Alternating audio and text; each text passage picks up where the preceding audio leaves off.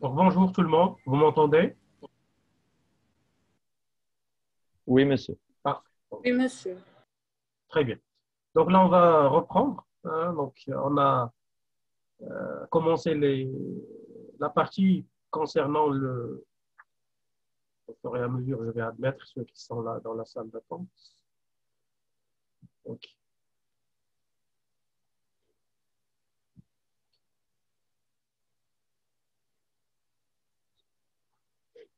Donc, je disais qu'on a déjà entamé la partie concernant les théories sur le commerce international, hein.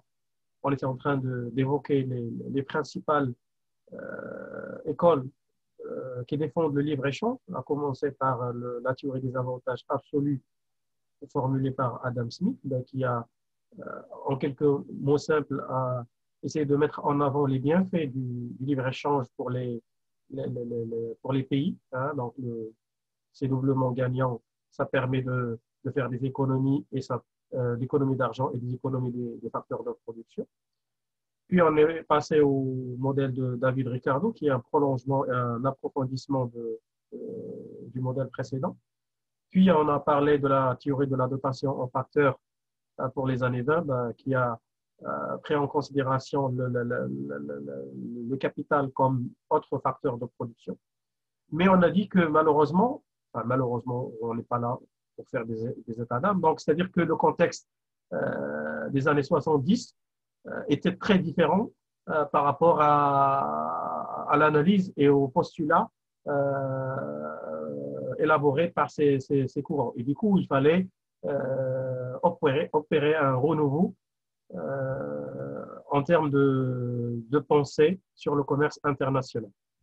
Attendez, je vais mettre ça. Okay. Et donc, on a dit que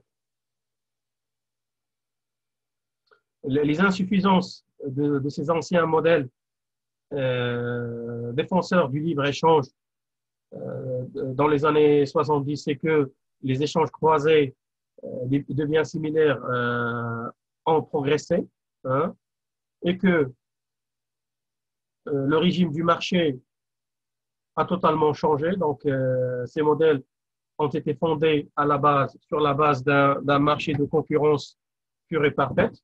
Sauf qu'on va voir que le marché international, à partir des années 1970, ce n'est plus un marché de concurrence pure et parfaite. Et du coup, en fait, donc c'est les nouvelles théories, hein, donc tentent justement d'apporter un renouveau théorique au commerce extérieur. Donc, je pense qu'on a parlé de la théorie du cycle de vie de Vernon, hein, l'économiste américain qui a essayé d'expliquer l'origine de l'avantage comparatif, comment certaines nations disposent de cet avantage comparatif. Donc, pour lui, bon, il s'écarte un peu de l'analyse de Smith et de Ricardo. Pour lui, en fait, c'est grâce à l'innovation. Donc, c'est l'innovation qui permet justement de construire l'avantage comparatif.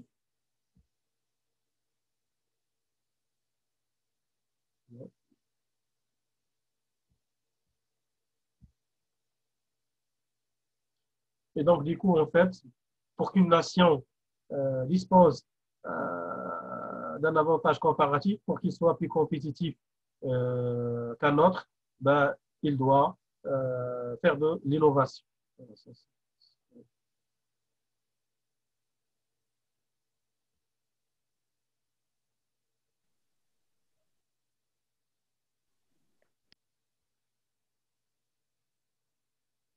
Donc, ça, c'est concernant la théorie du cycle de vie de Vernon. Ensuite, ça me demande là, cette histoire de salle d'attente.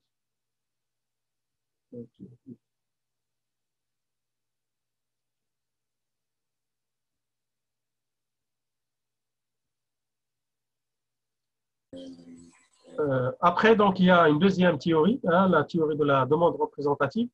Cette théorie, en fait, cherche à expliquer pourquoi il y a progression des échanges croisés, parce que dans les anciens modèles, on est parti sur le postulat que les goûts du consommateur sont homogène. Donc, ça veut dire que les consommateurs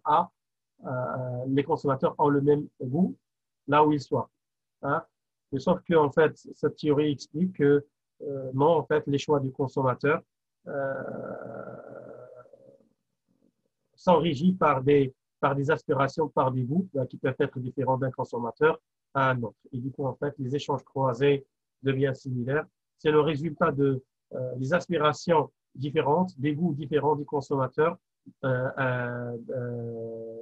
selon les pays.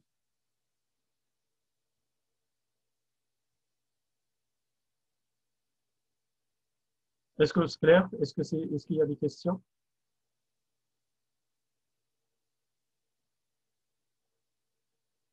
C'est bon? Oui, monsieur. Parfait.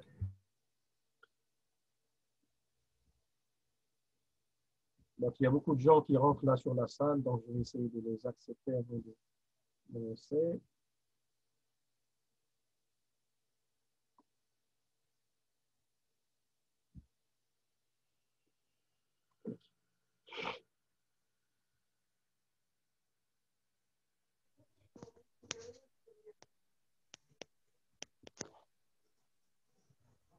Donc,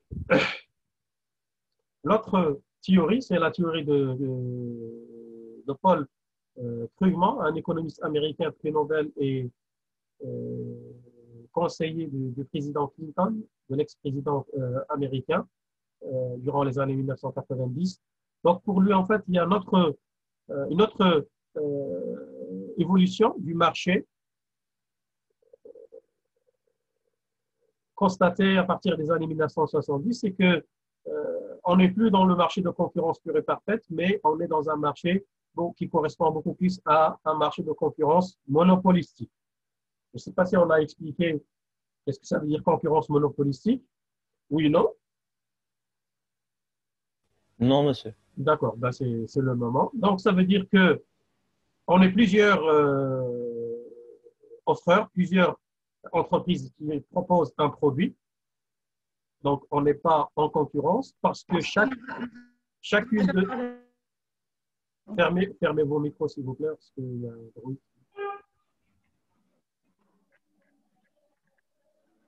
Donc, donc, je disais que c'est un marché de concurrence monopolistique, c'est un marché correspondant au cas où donc, il y a plusieurs entreprises qui offrent le même produit, mais dans la mesure où chacune de ces entreprises cherche à différencier, à singulariser son produit par rapport aux produits des entreprises concurrentes, ben, on aboutit à une situation de quasi-monopole.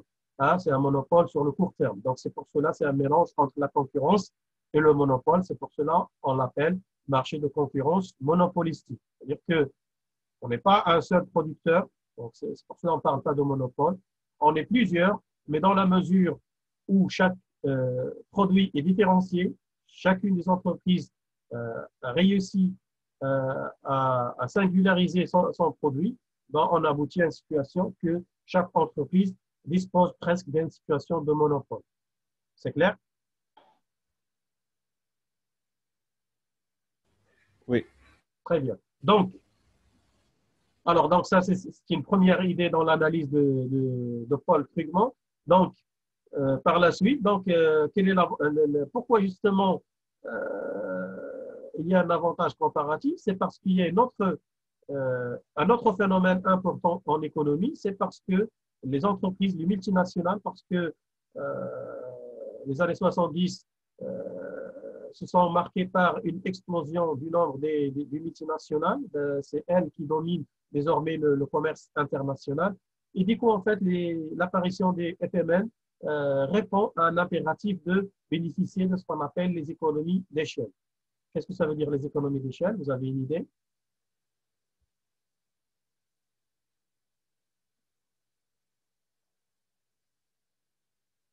Oui?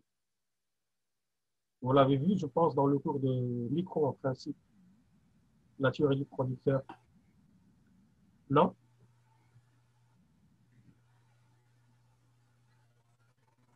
Alors, les économies d'échelle, c'est... Oui, oui, monsieur. Oui, donc, On a tout vu. alors, c'est quoi?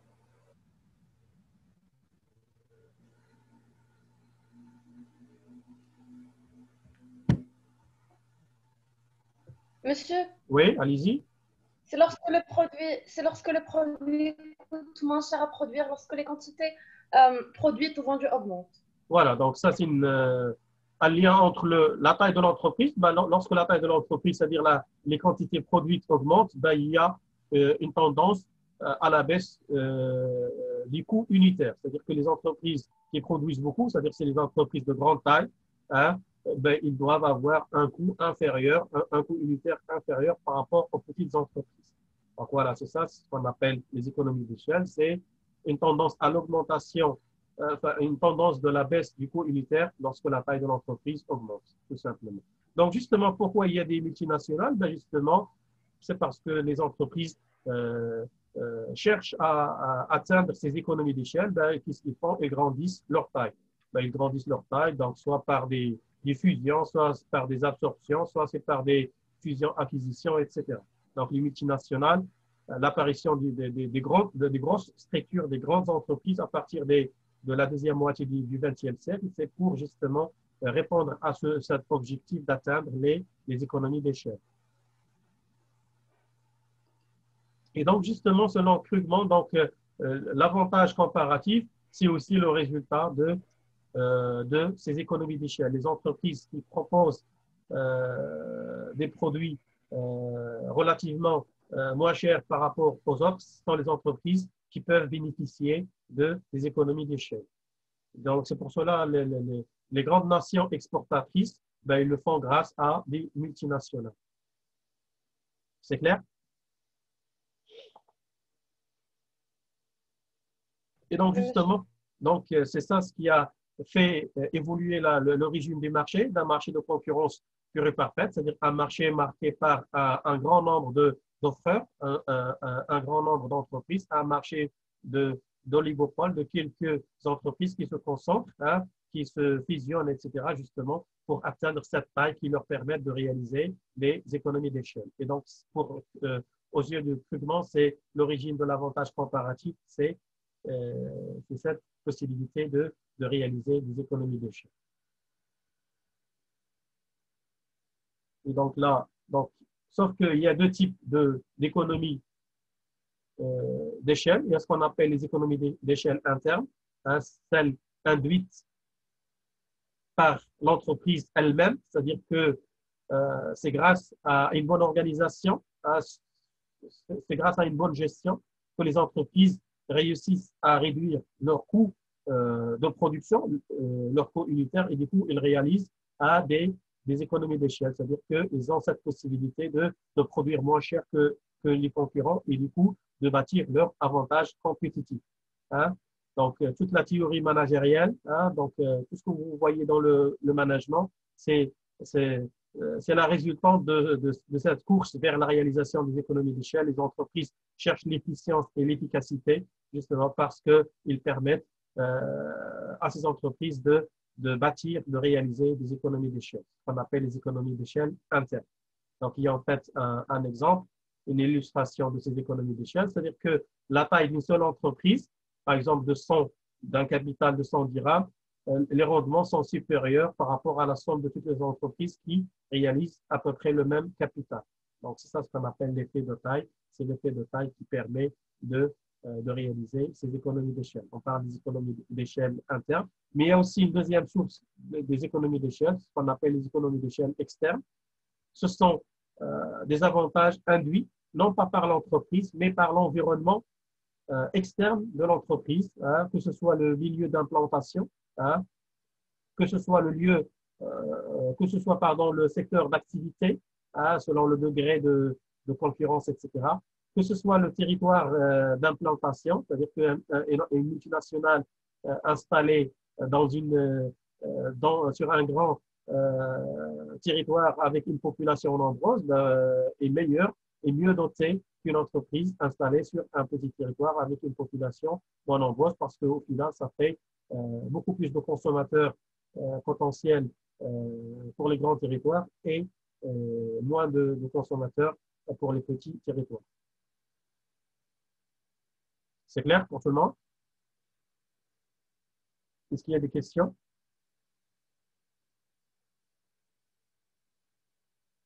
Monsieur, est-ce que vous pouvez revenir sur le dernier diapo si c'est possible? Bien sûr. Lequel? Celui-là ou avant? Là, ben, je peux Euh, reprendre. C'est bon?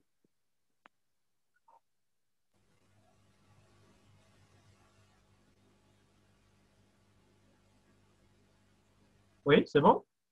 C'est le bon? oui, monsieur, oui. D'accord. Donc, les économies d'échelle internes, ben, c'est lorsque cette baisse du coût unitaire est induite par des vecteurs propres à l'entreprise, c'est interne. Donc, c'est grâce à l'entreprise, grâce à une bonne structuration, grâce à une bonne gestion, grâce à un bon management au final. Donc, l'entreprise permet de réduire ses coûts de production. Hein? Donc, par exemple, le recours à la sous-traitance, la gestion du travail, ce qu'on appelle l'innovation organisationnelle, la mise en place de pratiques comme la gestion des stocks, ben c'est justement, ça allait dans ce sens pour essayer de réduire le coût de production. Donc, ça revient justement à essayer d'augmenter ces économies d'échelle internes pour les entreprises.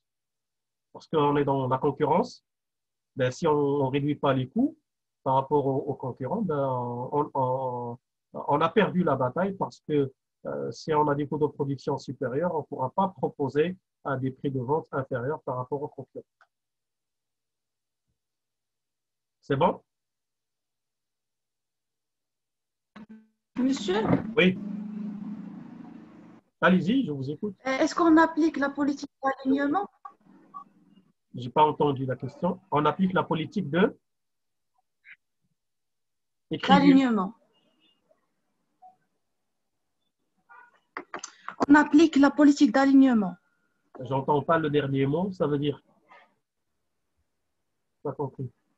La politique de Ah bah, d'alignement? d'alignement, oui. OK. Non, c'est-à-dire que les économies d'échelle, c'est un concept parce qu'en fait, l'économie a, a devancé la gestion. Les sciences de gestion, hein, la gestion de l'entreprise, ben, ce sont des disciplines vraiment très, très, très jeunes par rapport à l'économie. Là, cette question de la théorie du producteur et la microéconomie, même ce qu'on appelle l'économie industrielle, il y a des pratiques en fait très, très, très, très anciennes. Et par la suite, c'est-à-dire que le développement des entreprises, etc., c'est-à-dire que ce sont des concepts qu'on a récupérés de l'économie, surtout de l'économie industrielle, pour les mettre en place dans le management, dans la gestion des entreprises. C'est-à-dire que ça maintenant, si tu ne l'as pas les ça, c'est une évidence, c'est-à-dire qu'une bonne entreprise, il doit être bien géré par la recherche de l'efficience et de l'efficacité. Et la recherche de l'efficience et de l'efficacité, ben, ça suppose qu'on doit réduire le coût de production. Parce que là, en fait, il y a quelques années, la concurrence n'était pas autant acharnée qu'aujourd'hui. Et en plus, on pourrait jouer sur le prix et la qualité. Là, actuellement, ce ne sont plus des vecteurs de compétitivité. Là, maintenant, il faut faire l'innovation. C'est pour cela, en fait, on allait loin dans ce domaine, justement, parce qu'il ne suffit pas de jouer sur le prix et la qualité pour, justement, être compétitif. Donc, l'innovation a concerné le process de production, le recours, par exemple, à la sous-traitance, etc. C'est dans cette perspective de la quête de l'efficience et de l'efficacité.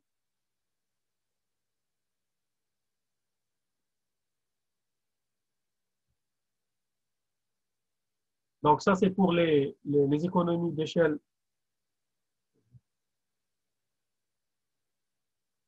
interne, mais il y a ce qu'on appelle les économies d'échelle externe, c'est-à-dire que l'entreprise tire profit, donc qui peut se répercuter par une baisse de ses coûts de production, de son coût unitaire, lorsque il est implanté dans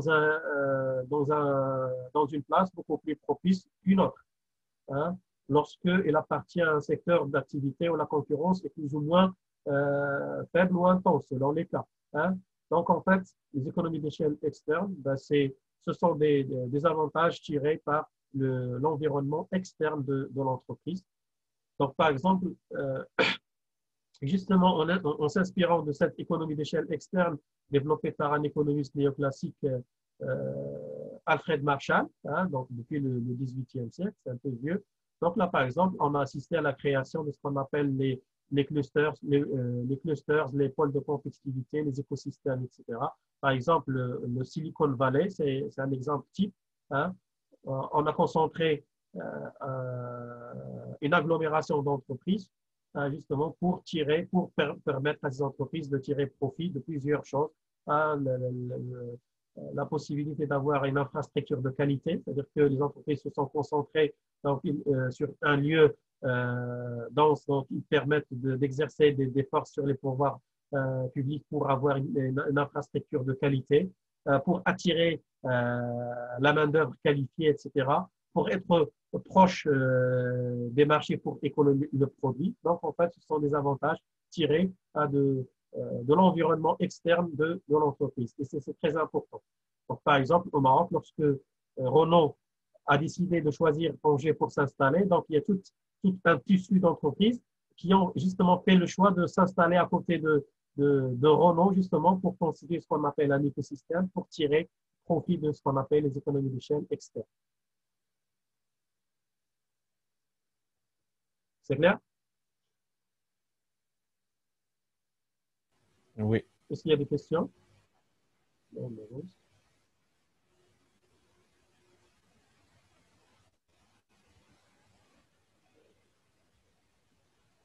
Monsieur, oui, allez-y. monsieur, tout à l'heure, vous avez dit que la concurrence monopolistique, on produit la même chose. Et ce qui diffère les Oui. entreprises, c'est la qualité et les caractéristiques. Voilà, c'est les caractéristiques. Oui. Donc, monsieur, et vous avez donné l'exemple de Silicon Valley. Non, ça c'est pour les économies d'échelle externes. Ça n'a aucun rapport. Ah, Non, ça c'est pour la concentration, c'est-à-dire les entreprises s'installent en même lieu justement pour créer ces économies d'échelle externes. Alors que par exemple, vous êtes installé à côté de Renault, enfin, je peux reprendre l'exemple de la Silicon Valley, c'est-à-dire que forcément vous aurez une infrastructure de qualité, vous allez attirer, parce que vous êtes regroupés au même droit, toute la main-d'œuvre qualifiée, etc. Vous êtes proche parce que c'est en Californie, vous êtes proche d'un marché immense, etc. Donc, c'est ça ce qu'on appelle les économies d'échelle externes et son rapport avec le Silicon Valley. Non, là, je reviens à la concurrence monopolistique parce qu'en économie, un marché correspond à un produit bien précis. Parce que, par exemple, je parle d'un marché, par exemple, pour le téléviseur, pour les téléviseurs. Je parle d'un marché pour je sais pas, pour les PC portables. Je peux parler d'un marché pour les tablettes. Ah, c'est pas la même chose. Donc, concurrence monopolistique, on est les mêmes à produire le même produit. Je prends l'exemple de la téléphonie mobile. C'est des portables, hein, des outils pour appeler.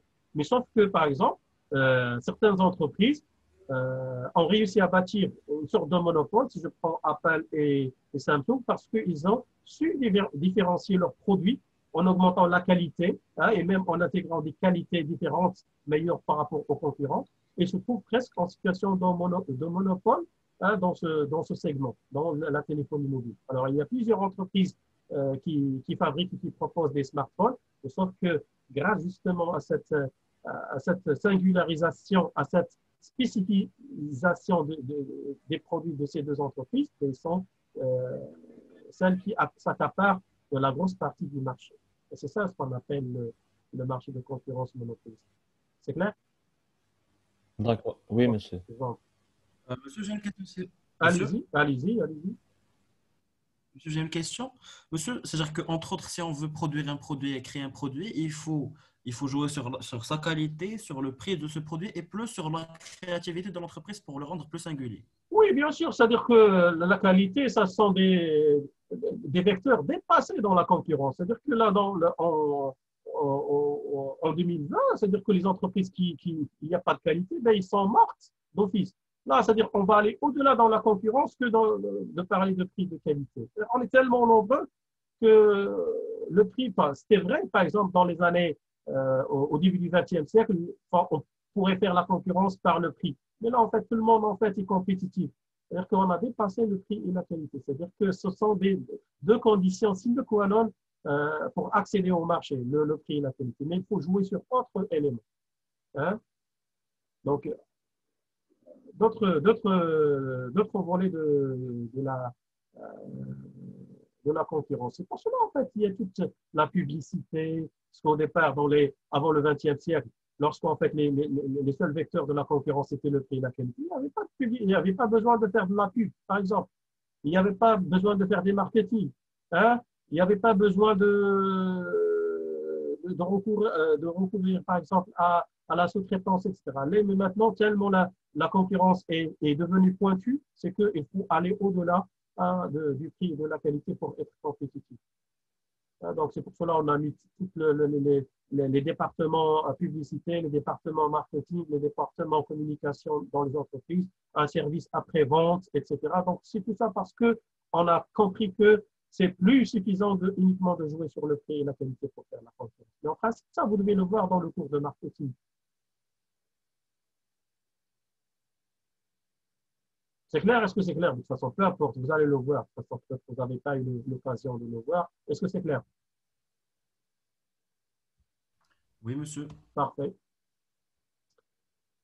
Donc, j'avance. Donc pour Paul Krugman, c'est justement euh, ces économies d'échelle qui permettent justement aux multinationales de conquérir le marché de l'économie internationale. C'est parce que sont les seuls capables de créer, de bénéficier de ces économies d'échelle. Donc, c'est pour cela, si vous regardez, on va voir ça dans le chapitre consacré aux multinationales, que ce sont plus de la moitié du commerce international se passe à travers les multinationales.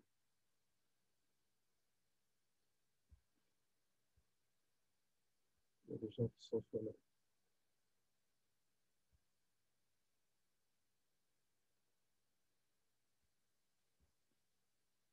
Donc voilà, en fait, on a fait l'exposé des principales théories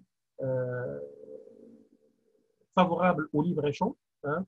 Il reste, par exemple, on n'a pas fait la critique des nouvelles. Hein. Les nouvelles, celles qu'on vient d'expliciter, surtout la dernière, c'est que parfois, en fait, ils ont essayé d'actualiser hein, la théorie économique par rapport au contexte du commerce international. Mais malheureusement, ils n'apportent pas suffisamment de réponses à certaines questions. Par exemple, sur la position de Paul Krugman par rapport aux subventions. Est-ce que, dans l'absolu, le libre-échange est bien ou pas? Parce que lui, il est d'inspiration keynésienne et on a dit que les keynésiens et les économistes d'inspiration keynésienne sont d'un libre-échange un peu hétérodoxe, qu'on appelle le libéralisme hétérodoxe. Ils ne sont pas contre, mais ils ne sont pas totalement pour non plus. Hein, donc, on aurait aimé savoir quelle est la position précise de Krugman par rapport à ça. Surtout, en fait, dans les années 90, et même jusqu'à aujourd'hui, parfois, il est pour certaines mesures protectionnistes. Donc, en fait, ça montre une situation un peu ambiguë hein, entre le libre-échange et le protectionnisme. Donc, voilà, etc. Mais sinon, l'intérêt et l'avantage de ces théories, c'est qu'ils ont su actualiser le contexte international parce que les anciennes théories, tellement le contexte a évolué et sont devenues obsolètes hein, pour expliquer le commerce international d'aujourd'hui.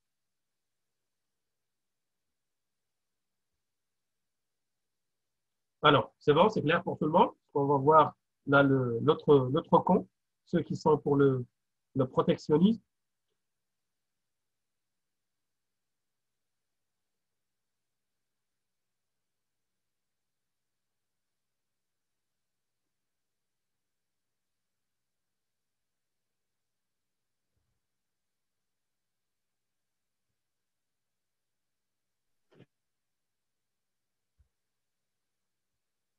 Alors, donc, deuxième point, les théories et les arguments et les formes du protectionnisme. C'est-à-dire que autant il y avait des gens qui étaient pour le libre-échange, depuis Adam Smith aux théories actuelles, il y a d'autres qui, depuis longtemps, étaient contre le libre-échange, ils étaient pour le protectionnisme, c'est-à-dire que pour eux, le libre-échange est mauvais pour une économie, il est mieux pour une économie de se protéger que de se livrer au libre-échange. Donc, ils ont des arguments à nous apporter. Bon, on va essayer justement de les exposer, ces théories ainsi que leurs arguments. Donc, déjà, en fait, on a vu que le protectionnisme a précédé le libre-échange. Rappelez-vous que le courant mercantiliste est un courant qui était pour le commerce extérieur, mais dans le sens commerce extérieur, dans le sens des exportations. Il faut favoriser les exportations, mais il faut interdire les importations. Donc, c'est une vision un peu à cheval entre les deux. On a dit que pour eux, les mercantilistes, le commerce extérieur et le libre-échange, c'était un jeu à somme nulle. C'est-à-dire il y avait un gagnant, mais lequel gagnant, il gagne aux dépens d'un perdant. C'est-à-dire l'exportateur gagne ce que l'importateur perd. Mais la première théorie formalisée, ça s'appelle la théorie du protectionnisme éducateur, développée par un économiste allemand, List, Friedrich List. Donc pour cet économiste, il est dangereux, voire suicidaire pour une économie naissante, une économie, c'est-à-dire qui commence à se développer, de se livrer au libre-échange. Pourquoi? Parce que ces secteurs d'activité économique, ces entreprises n'ont pas suffisamment de force, ne sont pas suffisamment matures pour pouvoir faire face à la concurrence des entreprises en provenance des pays développés. Donc l'argument est assez simple, c'est-à-dire que il y a des différences de niveau de développement, c'est-à-dire il y a des pays très développés et d'autres qui sont moins. Donc, les pays qui sont moins développés, ben, s'ils vont s'ouvrir au libre-échange, ben, ils seront perdants parce qu'ils n'ont pas les moyens, ils n'ont pas les armes pour faire face à la concurrence des entreprises des pays développés, sachant que ces pays, leurs entreprises sont déjà matures, sont déjà aguerries, et du coup, ils ont beaucoup plus de force, et donc ils vont battre ces entreprises en provenance des pays au cours de développement. Donc, l'idée est assez simple, c'est celle-là. Et donc, il a tiré l'exemple historique de l'Allemagne et des États-Unis, deux pays qui étaient qui ont pris relativement leur stade de développement tardivement par rapport à la France et la Grande-Bretagne. Donc, sachant que au moment de la révolution industrielle, c'est à ce stade-là, à ce moment-là, qu'on a assisté à un décalage en termes de développement entre des pays développés et des pays moins développés. Donc, la France et l'Allemagne, la France et la Grande-Bretagne étaient les premiers à bénéficier des inventions induites par la révolution industrielle. Et du coup, ils ont pris une avance par rapport au reste du pays. Et du coup, en fait, l'Allemagne et les États-Unis et le Japon aussi, ils ont pu se développer plus tard parce que justement, ils ont réussi à protéger leurs économies, leurs entreprises de la concurrence de ces entreprises françaises et des entreprises britanniques, donc en appliquant une politique protectionniste. Est-ce que c'est clair pour tout le monde? Monsieur, Oui. on peut Allez-y. donner là l'exemple du Maroc. On peut donner là l'exemple du Maroc avec la concurrence entre les entreprises françaises et les entreprises marocaines. Oui, donc c'est-à-dire que le contexte de Lys, donc c'était dans la fin du XVIIIe siècle et la première moitié du XIXe siècle. Le contexte a un peu changé, mais oui, c'est-à-dire que le Maroc, par exemple, a signé les accords de libre-échange depuis 87. On pourrait se poser la question pourquoi il a fait ce choix. On a dit aussi que c'était beaucoup plus une contrainte qu'un choix, parce que le pass, donc le Maroc a décrété le pass, donc le pass était adopté sous l'égide du Fonds monétaire international, et ces instances sont pour le libre-échange. Donc le Maroc a été poussé, malgré lui, on peut le dire ça comme ça, par le Fonds monétaire international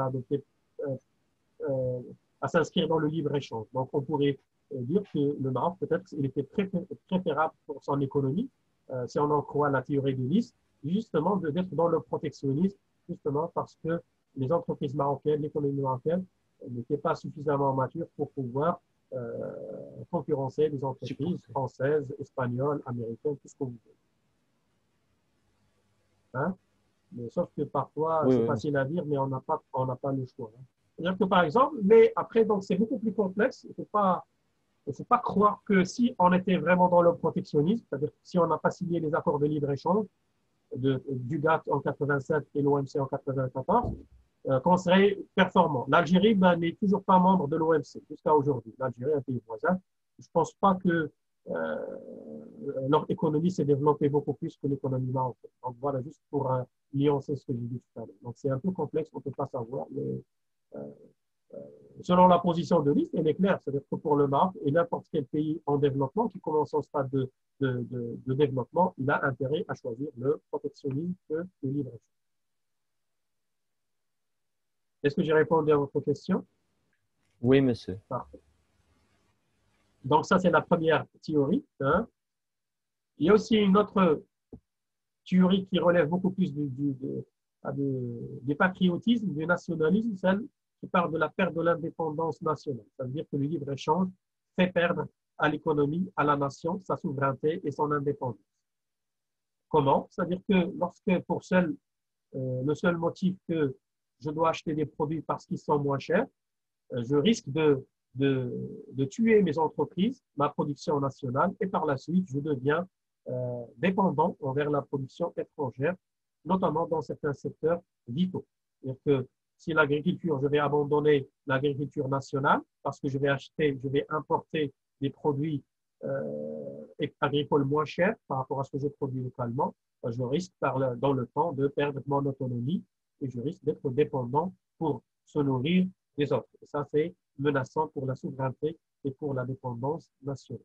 C'est vrai pour l'agriculture, c'est vrai aussi pour d'autres secteurs comme l'énergie, comme les armes, etc. etc. C'est-à-dire que le fait d'acheter de l'étranger, c'est-à-dire préférer des produits étrangers parce que tout simplement moins cher que les produits nationaux, c'est une menace à la souveraineté et à l'indépendance nationale.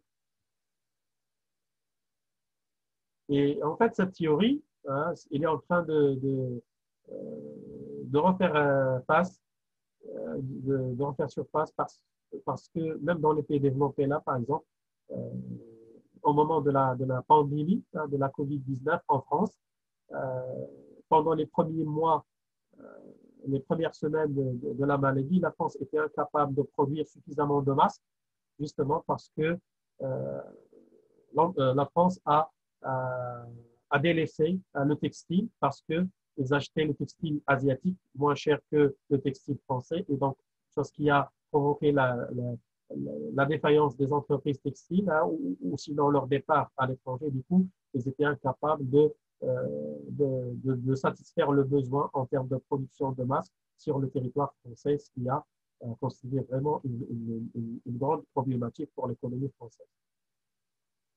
Donc, c'est pour cela même, en fait, dans leur décision, après, je ne sais pas s'ils vont les appliquer par la suite, une fois la crise est finie, la crise sanitaire, qu'ils vont essayer de rapatrier toutes les entreprises de textiles installées en Chine ou installées ailleurs, justement pour les faire revenir sur le territoire français, justement pour faire face au cas où il y aura une autre crise sanitaire. Comme ça, l'outil de production est proche, donc il n'y aura pas de problème de ravitaillement du marché national. C'est clair?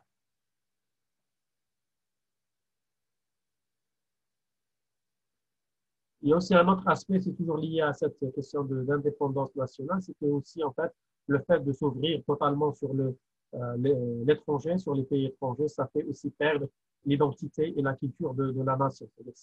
Et c'est vrai, par exemple, si vous regardez par exemple les pays du Golfe, c'est très frappant. Je ne sais pas si vous avez des proches en Arabie Saoudite, au Qatar, aux Émirats, etc. Et ces pays, en fait, ils sont en train de perdre carrément leur identité. Hein? Donc, ils mangent comme des Américains, ils mangent comme des Européens. Tout ce qu'ils mangent est d'ailleurs importé d'Amérique et d'Europe. Donc, en fait, ils sont en train de perdre leur identité. Hein? Et du coup, en fait, c'est aussi c'est pas bon pour les nations.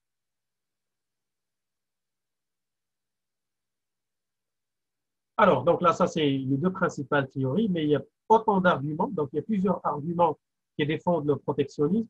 Alors, pourquoi on doit être protectionniste au-delà de la théorie de liste et la théorie de l'indépendance nationale? Pour plusieurs raisons. On ne doit pas aller au libre-échange, dans la mesure où la concurrence n'est pas loyale. C'est-à-dire que la concurrence internationale, en termes de commerce international, n'est pas équitable et n'est pas loyale. C'est-à-dire comment je peux faire la concurrence, hein, mes entreprises, comment peuvent faire la concurrence avec des entreprises asiatiques qui ne respectent pas le droit du travail, d'ailleurs qui n'ont pas de droit du travail, qui font travailler les enfants, les femmes et même les hommes à une durée qui dépasse 15 heures par jour, chose qui n'est pas permise en Europe, par exemple, et dans le monde occidental d'une manière générale. Comment je peux faire concurrence avec des entreprises qui ne respectent pas la protection sociale de leurs travailleurs, qui le font travailler dans des conditions déplorables, etc. Comment je peux faire concurrence avec des entreprises qui ne respectent pas l'environnement, qui dégradent l'environnement, au simple objectif de réduire leurs coûts de production, etc.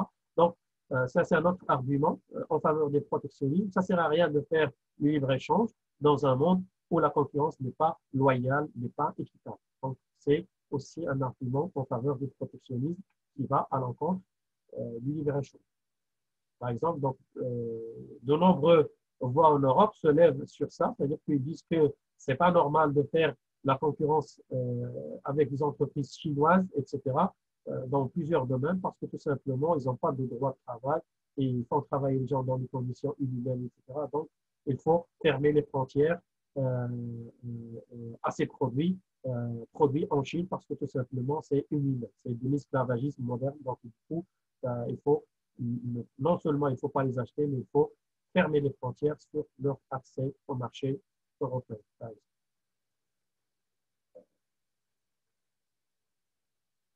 C'est clair pour tout le monde? Monsieur, Oui? Allez-y, je vous monsieur, écoute. s'il vous plaît, j'ai un problème de connexion. J'arrive pas à distinguer la différence entre la concurrence loyale et la concurrence déloyale. Ben, c'est l'une et l'opposé de l'autre. Ben, la concurrence loyale, c'est la concurrence équitable. On est des concurrents, hein, on est en compétition, mais sauf que certains utilisent des mauvaises manœuvres pour profiter de la situation. C'est-à-dire que je suis une entreprise française qui respecte le droit du travail, qui accorde des congés payés, qui fait les gens travailler uniquement 6 heures ou 7 heures par jour, et je dois faire la concurrence avec une entreprise chinoise, par exemple, qui fait travailler les salariés dans des conditions inhumaines, 15 heures par jour, sans qu'ils soient protégés, sans qu'ils soient sans qu'ils bénéficient d'une couverture médicale, d'un congé payé, etc. C'est-à-dire que c'est une concurrence qui n'est pas équitable. C'est-à-dire que vous êtes en compétition, vous êtes en jeu avec quelqu'un qui ne respecte pas les mêmes règles que vous. Donc, c'est pas normal. On est dans un concours où des gens utilisent des pratiques qui sont contraires à l'éthique et au droit, et vous respectez ces droits. Donc, en fait, vous n'êtes pas sur le même pied d'égalité en termes de compétition, en termes de concurrence. C'est bon? D'accord, merci, monsieur. Je vous en prie. Oui. Et donc, c'est vrai, c'est un argument vraiment qui revient, surtout entre les pays développés et les pays en développement. En Europe, ils font que rabâcher toujours cet argument, c'est-à-dire que comment est-ce possible d'accepter des produits chinois où il n'y a pas de droit de travail, il n'y a pas de taux de travail, les gens travaillent, les salariés, les travailleurs travaillent dans des conditions inhumaines, etc. Donc, encourager ça, acheter ça, c'est encourager l'esclavagisme. Donc, ça va aller au-delà du protectionnisme. C'est vraiment, c'est criminel.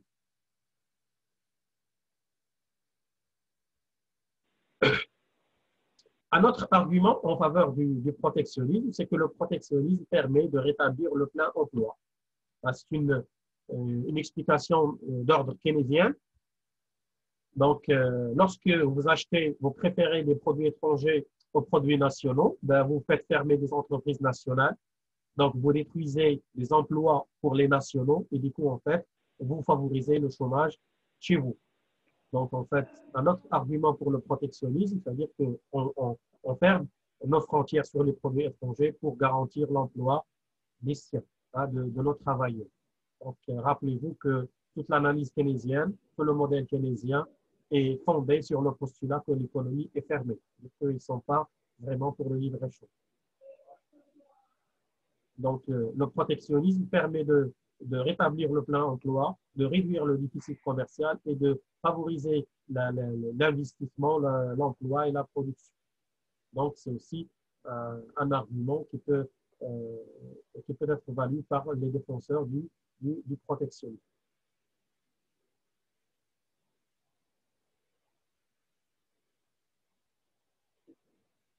Autre argument en faveur du protectionnisme, c'est le protectionnisme permet d'isoler l'économie nationale en cas de crise d'envergure mondiale. C'est-à-dire que lorsque vous n'êtes pas très connecté par rapport à l'économie mondiale, lorsque celle-ci est frappée par une crise grave, une crise économique grave, c'est-à-dire que vous allez vous serez muni contre les méfaits de cette crise économique mondiale. C'est-à-dire que le fait de ne pas avoir des échanges commerciaux importants, ça permet de vous préserver en cas où l'économie mondiale traverse une crise économique grave. Ce qui est vrai d'ailleurs, c'est-à-dire qu'à travers l'histoire, à chaque fois qu'il y avait une grande crise économique, ben, la première des mesures prises par les pays, y compris par les pays qui sont pour le libre-échange, ben, ils ferment les frontières. Hein? Donc, c'est-à-dire qu'ils reviennent au protectionnisme. D'ailleurs, c'est vrai aussi pour la crise sanitaire actuelle. Donc, tous les pays, en fait, ont essayé de rehausser les droits de douane justement pour protéger les entreprises nationales et l'économie nationale et la balance commerciale nationale.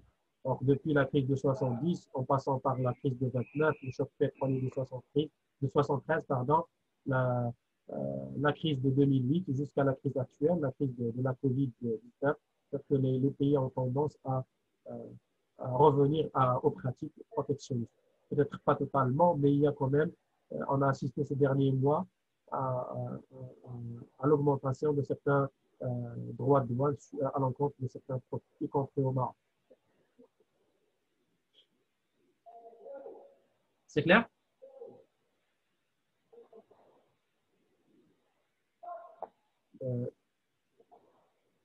J'entends une voix. Fermez les micros si vous n'avez pas de questions. Donc, vous ouvrez les micros au cas où vous avez des questions à poser comme ça.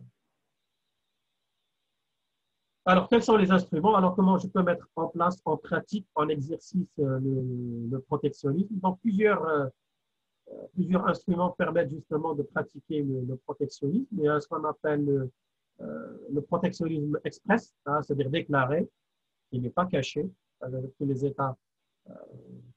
Ils sont pour le protectionnisme, ils le font savoir avec des mesures claires, concrètes, express, évidentes, etc. Mais il y a aussi une autre forme de protectionnisme, ce qu'on appelle le protectionnisme déguisé ou tacite, c'est-à-dire que officiellement, les États ne déclarent pas qu'ils sont protectionnistes, mais ils pratiquent des mesures qui sont des mesures protectionnistes. On va voir quelle sont la différence entre les deux protectionnisme, express et déguisé. Donc, la première forme, c'est la forme la plus classique, la plus ancienne, c'est que je vais mettre des barrières douanières. Je vais gréver les produits étrangers à l'entrée sur le marché national. C'est-à-dire que je vais imposer des droits de douane, des droits et des taxes sur tout produit qui veut rentrer sur le marché national. C'est-à-dire qu'il y a des douanes, donc n'importe quel produit étranger, mais avant de rentrer sur le territoire national, il va subir une taxe ou un impôt. Donc voilà ce qu'on appelle les droits de douane. Donc c'est doublement bénéfique pour l'économie qui pratique les barrières tarifaires, les taxes et les droits de douane. C'est que ça permet d'avoir des rentrées d'argent, mais c'est aussi ça permet de renchérir le produit importé parce que lorsqu'il va subir une taxe supplémentaire, ça fait augmenter son coût de production, ce qu'on appelle son coût de revient, et du coup, en fait, il deviendra plus cher peut-être que le produit national. Donc, ça va le dissuader davantage à cibler notre marché national.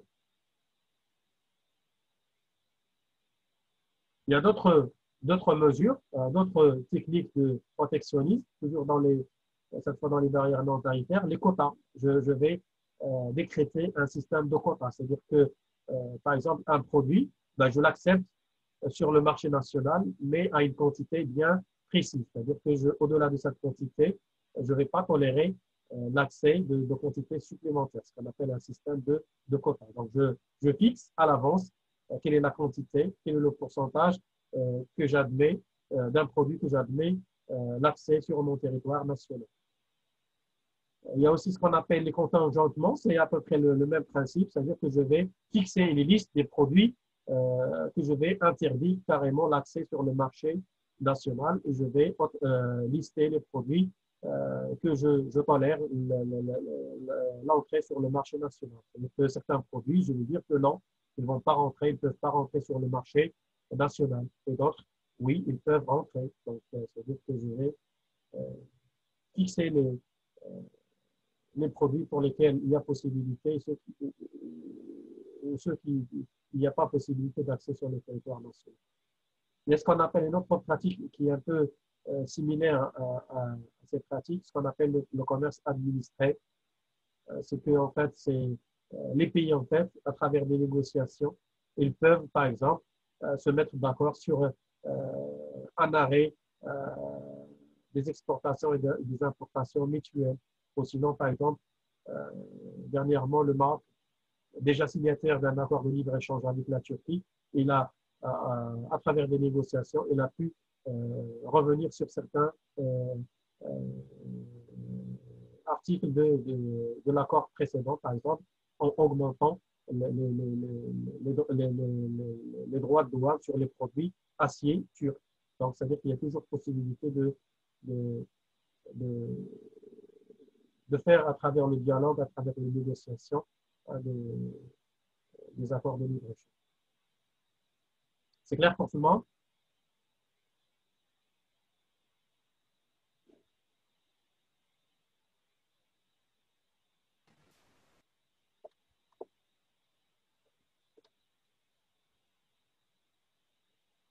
Il y a d'autres mesures restrictives à l'accès des produits étrangers sur le marché national. C'est-à-dire que non, je ne vais pas imposer droit de douane, mais en fait, je peux être très exigeant sur la qualité, sur certains critères pour l'admission de chaque produit sur mon territoire national. C'est-à-dire que je peux, par exemple, fixer des normes sanitaires. C'est-à-dire que je dois contrôler à l'entrée tout produit, c'est-à-dire tous les produits en fait qui ne répondent pas à un cahier de charge en matière de composition chimique, de degré de toxicité, je ne vais pas les admettre sur le territoire national. Les Européens et les Américains recourent souvent à cette pratique. C'est-à-dire que ils ont signé des accords de libre-échange, il n'y a pas de problème, mais en fait,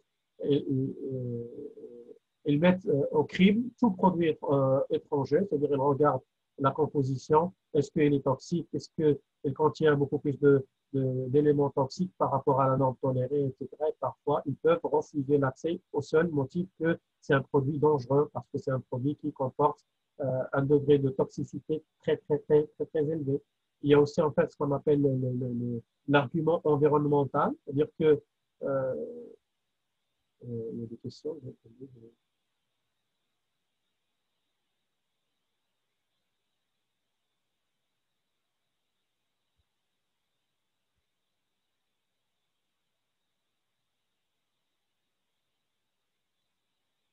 Vous m'entendez là? Est-ce que vous m'entendez? Oui, monsieur. Je reçois, Oui, monsieur. il y a des gens qui... Oui, monsieur. Ok, donc, moi, ok. Je viens de voir le message, comme quoi il y avait des gens qui n'entendaient pas. Donc, peut-être s'ils ont une mauvaise qualité de la connexion, c'est un problème pour le moment. Donc, je disais par rapport aussi à une charte environnementale, c'est-à-dire que les pays, par exemple, qui font beaucoup de kilomètres, c'est-à-dire des produits dont le cheminement l'acheminement prend un trajet important, on ne peut pas le tolérer sur le territoire national au seul motif que, le transport de ce produit a engendré une quantité de gaz à effet de serre à cause du transport qui n'est pas tolérable. Donc, en fait, il y a plusieurs manières justement faire de ce qu'on appelle du protectionnisme déguisé, c'est-à-dire qu'on refuse la rentrée pour des raisons sanitaires, environnementales, etc.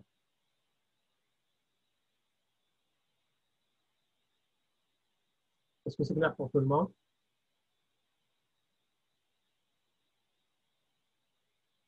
Des questions? Sinon,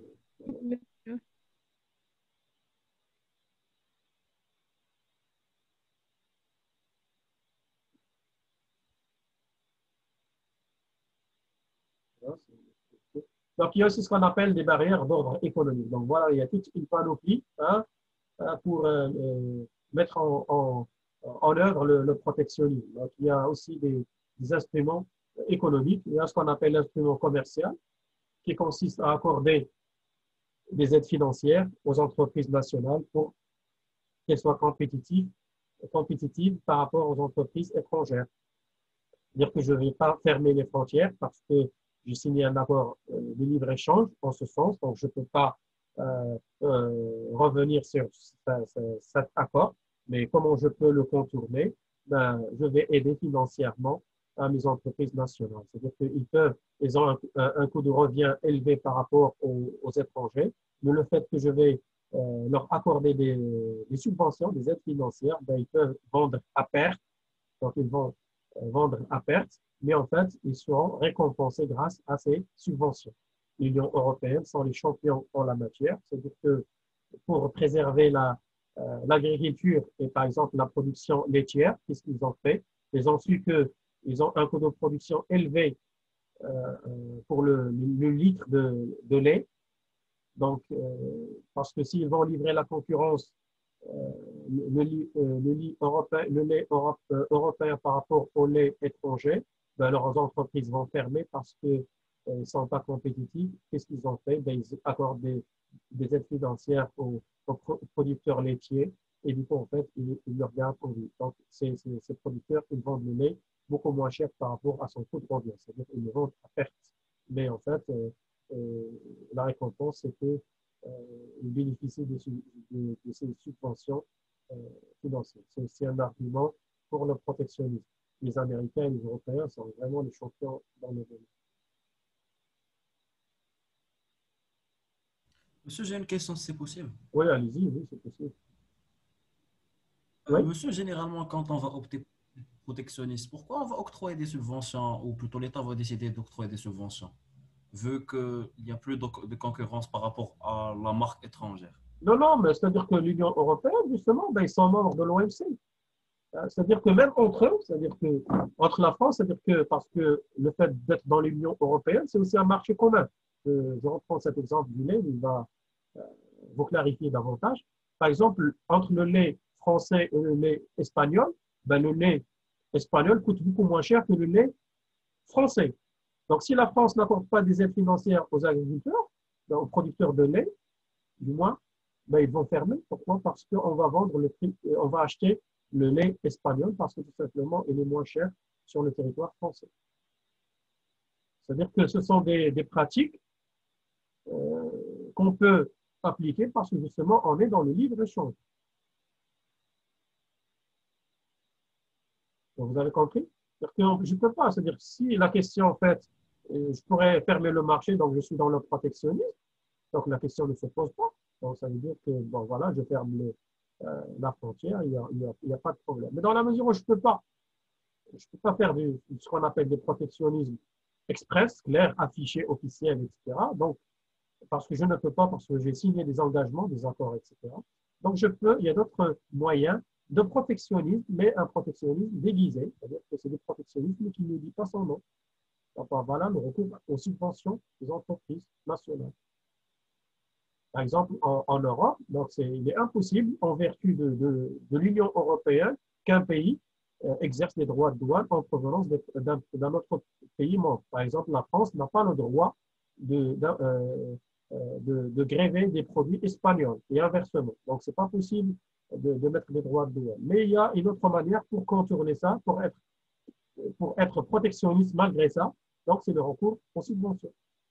Ce sont des pratiques qui sont un peu condamnées par l'OMC, par les organes de l'OMC, mais c'est difficile de faire la preuve. Hein?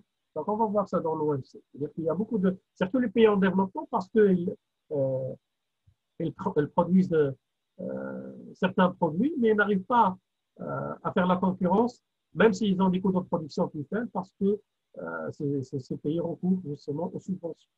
Et subventionnent et aident certains secteurs. C'est clair?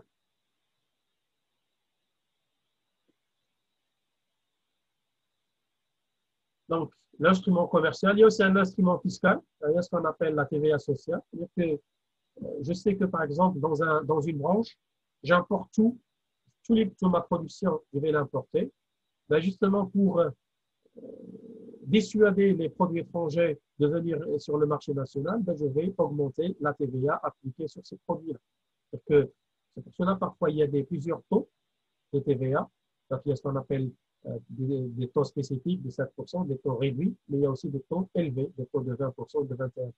C'est-à-dire que je vais cibler les produits importés de l'étranger, hein, et donc je vais leur mettre un taux TVA très, très, très élevé. Ça va les dissuader de venir parce qu'en fait, ils seront plus chers sur le marché national et surtout, ça permet aussi de renflouer la caisse de l'État. On ne peut pas dire que c'est droit de douane parce que la TVA, c'est une mesure nationale. On dit que la TVA, ça s'applique sur les produits, sur la consommation nationale. Et du coup, en fait, c'est un instrument indirect justement pour pratiquer un protectionnisme. C'est clair?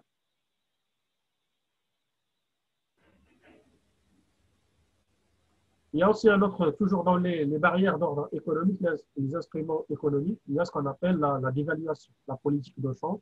Donc ça, c'est un instrument assez important et assez courant, surtout entre les Chinois, les Asiatiques de manière générale et la Chine, c'est baisser le taux de change de la monnaie nationale pour rendre les produits nationaux plus compétitifs sur le marché international. On va essayer d'expliquer les mécanismes de la dévaluation, hein, donc dans le chapitre qui sera consacré plus tard. Et c'est vraiment un instrument important, le fait de baisser la valeur de la monnaie par rapport aux monnaies étrangères, ça fait artificiellement baisser le prix par rapport aux consommateurs étrangers et du coup, il aura plus tendance à acheter notre produit. Donc, la dévaluation peut être utile justement pour exercer des protectionnismes. Ou l'inverse, on va voir ça dans le chapitre qui sera pour ça.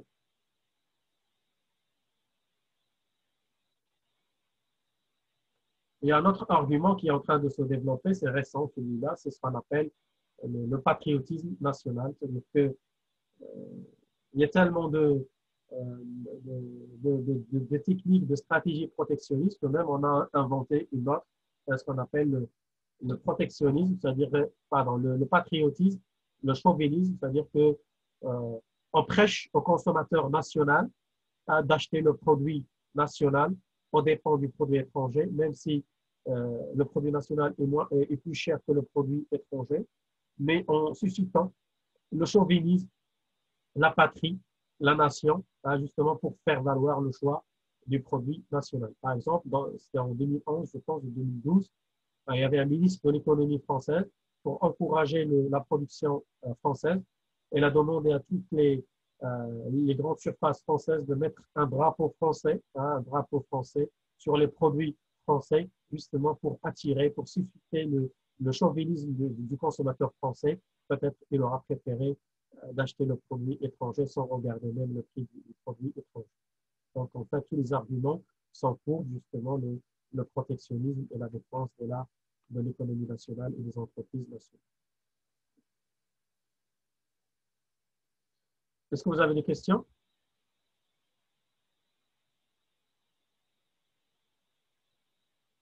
S'il y a des choses à clarifier ou à réexpliquer, donc je suis toujours disponible.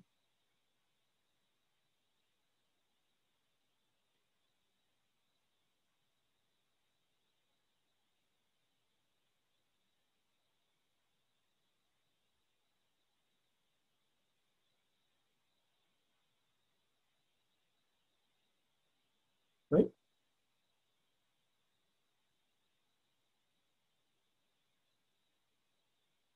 Vous m'entendez? Oui, monsieur. Ah. Monsieur. D'accord.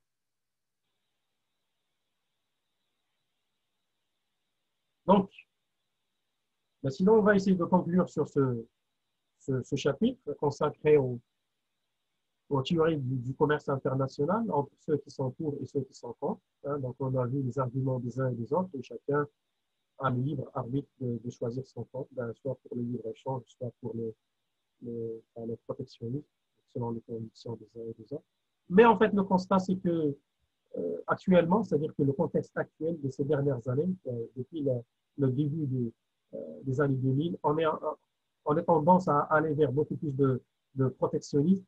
Dire que l'élection de Donald Trump en 2016, c'est l'illustration justement de cette montée des pratiques protectionnistes. D'ailleurs, tout son programme, c'était pour protéger les emplois américains, les entreprises américaines, le produit américain, etc. Donc, ça illustre justement cette exaspération envers les pratiques protectionnistes.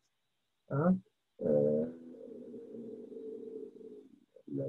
Les organes de l'OMC qui est censé promouvoir le libre-échange sont en panne. Donc, il y a beaucoup plus de comités qui sont paralysés parce qu'on ne s'est pas mis d'accord sur les membres qui doivent les composer entre les Américains, les Européens, les Chinois. Beaucoup plus de différents commerciaux entre les États-Unis, la Chine, l'Union européenne et les pays émergents sont devant l'OMC, les organes de l'OMC, l'organe chargé des différends et des arbitrages. Donc, ça veut dire que le contexte actuel, c'est un contexte marqué par vraiment une tendance au retour au protectionnisme. Et paradoxalement, ce sont les pays en développement et les pays émergents qui sont maintenant pour le libre-échange, sachant que la fin de la Seconde Guerre mondiale, ce sont les États-Unis, l'Union européenne qui étaient pour le libre-échange. D'ailleurs, l'OMC, le Fonds monétaire international, ne font que prêcher les bienfaits du commerce, du libre-échange et la nécessité d'adhérer à l'OMC à tous les pays, surtout les pays en développement. Et maintenant, c'est un peu le constat inverse. Maintenant, ce sont ces pays-là, les États-Unis, l'Union européenne, le Japon, qui sont hostiles au libre-échange, qui sont en train de revoir leur position. Peut-être qu'ils sont en train de se convertir au protectionnisme parce qu'ils ont constaté que ce sont les pays émergents qui sont gagnants. Hein, le bilan de ces dernières années, là, si vous regardez la balance commerciale américaine, elle est déficitaire. La balance commerciale dans la majorité des pays développés européens est déficitaire. Donc, ça veut dire qu'il y a une montée aux voix qui sont pour le protectionnisme dans ces pays-là, que ce soit aux États-Unis et en Union européenne. En revanche, les pays en développement veulent justement accélérer les accords de libre-échange. Il y a des négociations pour ouvrir les accords de l'OMC au secteur des services, aux services justement parce que ces pays-là, peut-être, ils ont senti l'occasion, l'opportunité de tirer profit du libre-échange beaucoup plus que les pays développés. Donc voilà, c'est ça la situation donc, actuellement. Donc, entre les défenseurs du libre-échange et les défenseurs du protectionnisme, les dernières années sont en train de renforcer le camp des protectionnistes. Est-ce qu'il y a des questions? Alors que je vous poserai la question, pour vous, en fait, est-ce que vous serez pour le libre-échange ou pour le protectionnisme, pour l'économie marocaine?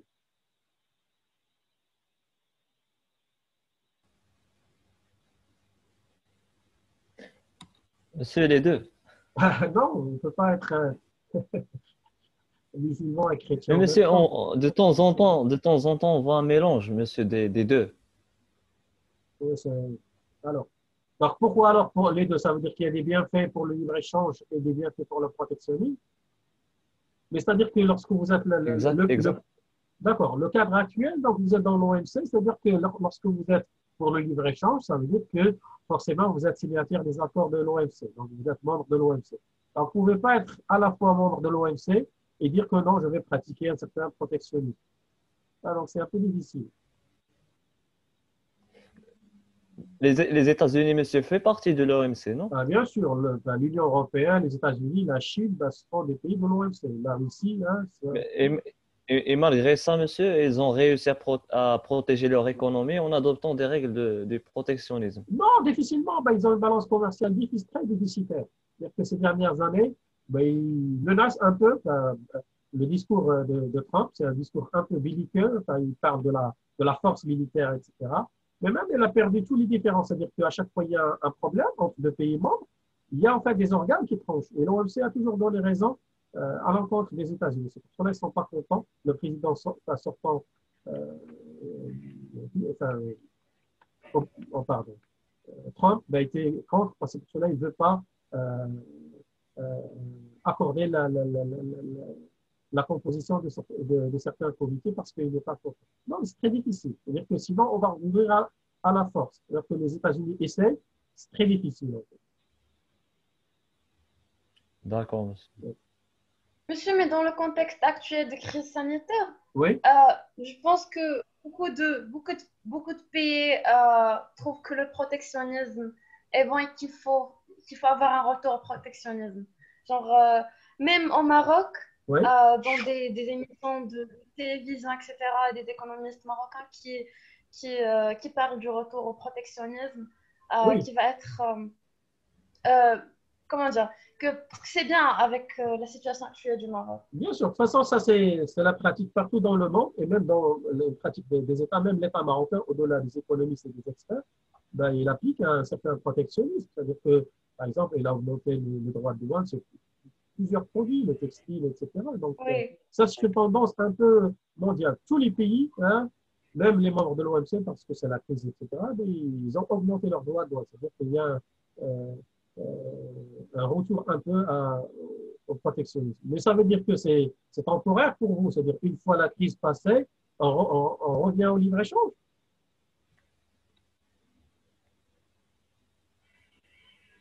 Donc, je peux comprendre que la situation avec la crise est beaucoup plus favorable au protectionnisme qu'au libre-échange, mais après, qu'est-ce qui se passe pour vous, selon vous?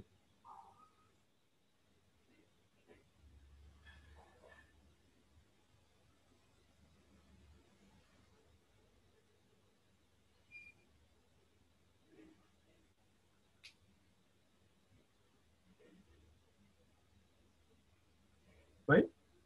Les autres, qu'est-ce que vous en pensez? Oui, monsieur. Non. Alors, qu'est-ce que vous pensez? J'aimerais bien savoir votre opinion pour le libre-échange, pour le protectionnisme, et pourquoi.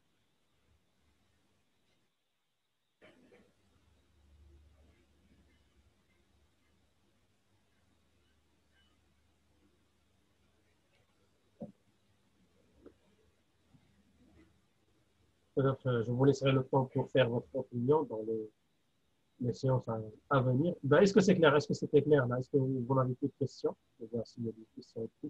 Non. oui, monsieur. C'est bon? Oui, monsieur. Donc, on va s'arrêter là Oui, pour monsieur. aujourd'hui si vous n'avez pas de questions. On a fini D'accord, monsieur. ce chapitre, premier chapitre sur les théories, les théories du commerce international. C'est bon? Donc, je vous dis à la semaine prochaine. Bonne journée. Prenez soin de vous Merci. et à très bientôt. À vous Au aussi. revoir, monsieur. Au revoir. Merci, monsieur.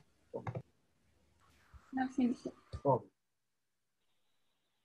Merci, monsieur. Merci.